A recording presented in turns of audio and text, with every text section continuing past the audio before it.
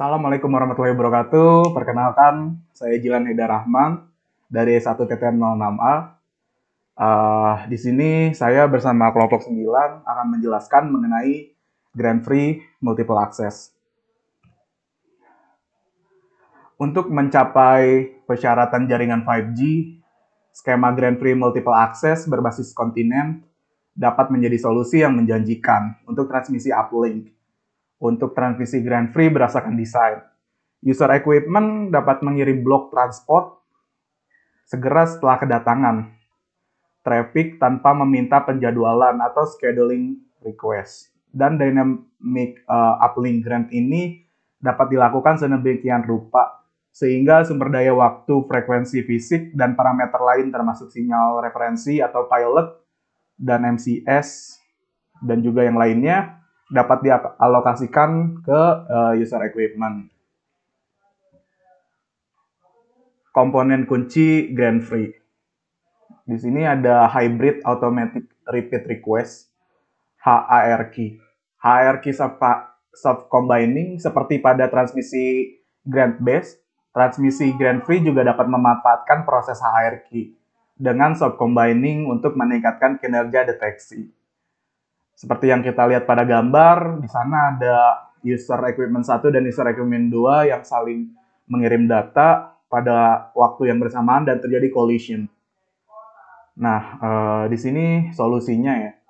Karena satu paket user equipment dapat tiba kapan saja, waktu transmisi TB atau transport blok awal tidak pasti. Akibatnya, base station harus mengidentifikasi transmisi awal user equipment dan transmisi berikutnya dari TB yang sama dari user equipment agar penggabungan lunak atau sub-combining sinyal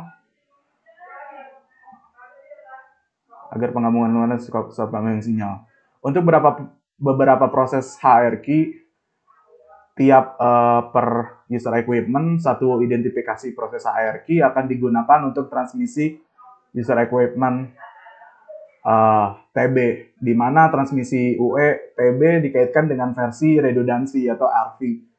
Dengan demikian, waktu transmisi TB awal dan ID proses HRQ harus ditentukan pada penerima sebelum melakukan penggabungan sinyal. Nah, di sini ada konfigurasi sumber daya, di mana di sini menggunakan radio resource control. Dengan parameter yang digunakannya adalah yang pertama ada periodisitas sumber daya P untuk menunjukkan interval waktu antara dua bundle sumber daya Grand Prix yang saling bertetangga atau neighbor. Yang kedua terus ada offset sumber daya O, slot awal alokasi sumber daya relatif terhadap nomor bingkai sistem.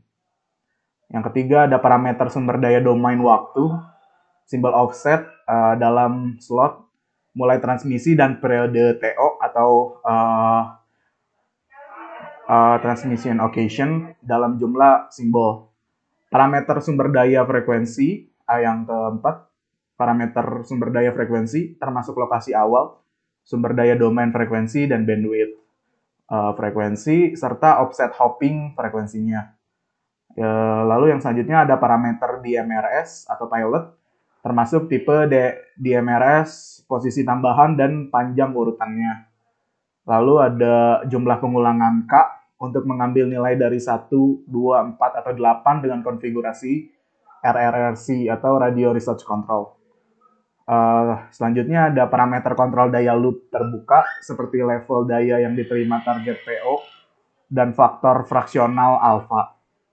Selanjutnya ada parameter terkait proses HRQ, misalnya jumlah maksimum proses HRQ per user equipment dari RV. Lalu yang terakhir ada skema modulasi dan pengkodean termasuk tipe dan indeks tabel MCS. Lalu pada konfigurasi sumber daya selanjutnya itu ada radio resource control RRC dengan menggunakan konfigurasi sinyal L1 untuk mengurangi overhead dan latensi pensinyalan. Skema lain pada konfigurasi sumber daya, khususnya user equipment untuk transmisi uplink adalah menggunakan pensinyalan RRSC dan L1.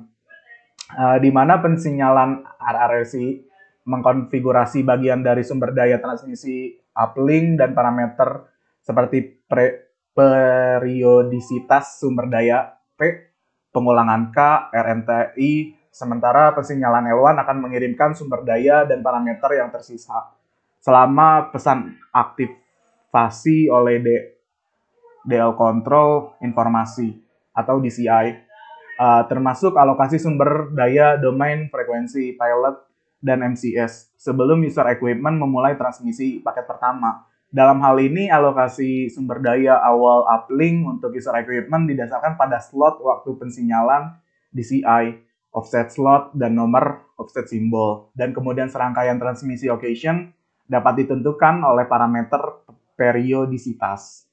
Jenis skema transmisi ini memungkinkan jaringan untuk memanfaatkan aktivasi dan pelepasan dinamis pada sumber daya grand free yang dikonfigurasi.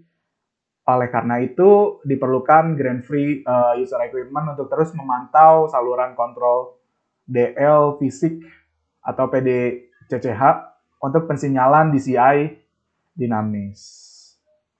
Perkenalkan, nama saya Novel Rizkyan Ivan. Di sini saya akan melanjutkan materi yang telah disampaikan oleh Jilan Haidar Rahman. Untuk selanjutnya yaitu HARQ identifikasi. Yang pertama adalah transmission occasion atau TO. Awal dengan transmission occasion awal dengan alokasi sumber daya waktu tetap, di mana TO awal dan TO berikutnya digabungkan bersama dalam hal sumber daya domain waktu dalam periode periodisitas. Dan TO ini dikaitkan dengan pola RV. Karena sifat sporadis dan non-periodik untuk lalu lintas GF atau Grand Free, satu paket dapat tiba dalam waktu kapanpun, sehingga untuk mengurangi latensi transmisi paket awal yang sebenarnya mungkin tidak dapat dilakukan dalam TO awal yang dikonfigurasi secara nominal, daripada salah satu TO lainnya di antara sumber daya yang dibundel dalam periodisitas. Kemudian, untuk mengakui paket data yang dikodekan dengan benar, UL Grant atau Uplink Grant atau PDDCH umum berbasis grup dapat digunakan, di mana skema sebelumnya adalah mekanisme umpan balik khusus UE atau user equipment. Sedangkan skema yang terakhir adalah umpan balik berbasis grup, yang mampu mengurangi overhead bersinyalan dengan mengakui sekelompok UE atau user equipment dalam satu pesan. Terutama untuk sel dengan sejumlah besar UE yang masing-masing memiliki lalu lintas yang syarat muatan. Kemudian ada contention dan resolution.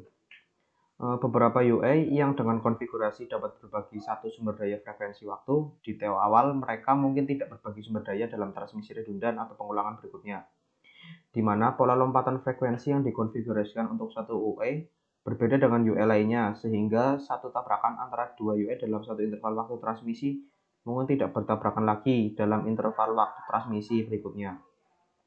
Perhatikan pada gambar di samping, UE1, UE2, dan UE5 sebagai contoh memiliki indikasi lompatan frekuensi yang eksplisit selama 3 TO atau transmission occasion.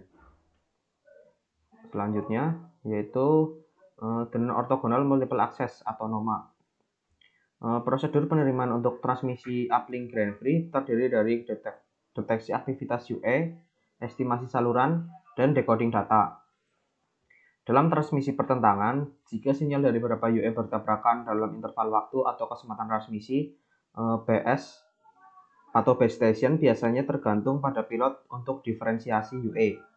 Untuk jenis pertikaian pertama, di mana tabrakan terjadi pada sinyal data tetapi tidak untuk pilot, beberapa deteksi digabungkan pada UE pada penerima dapat digunakan untuk meningkatkan kinerja dari deteksi.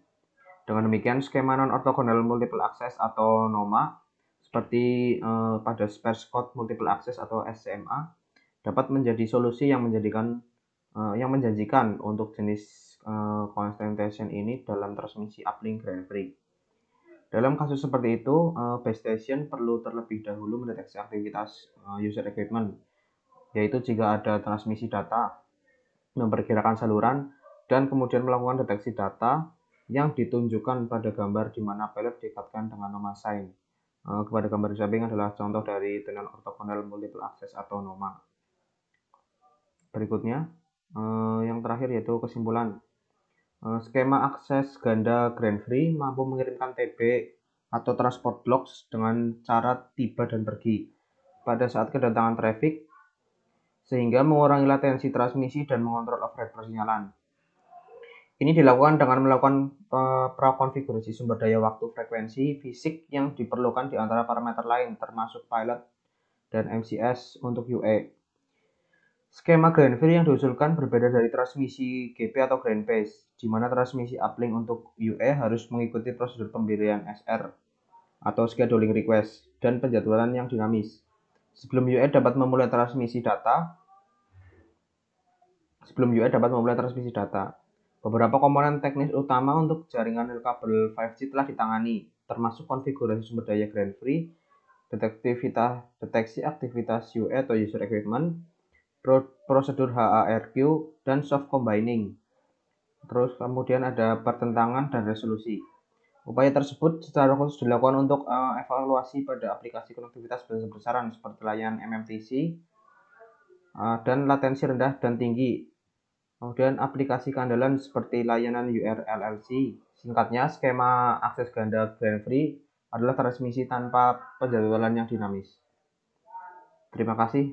Sekian penjelasan dari kelompok kami. Kurang lebihnya mohon maaf. Wassalamualaikum warahmatullahi wabarakatuh.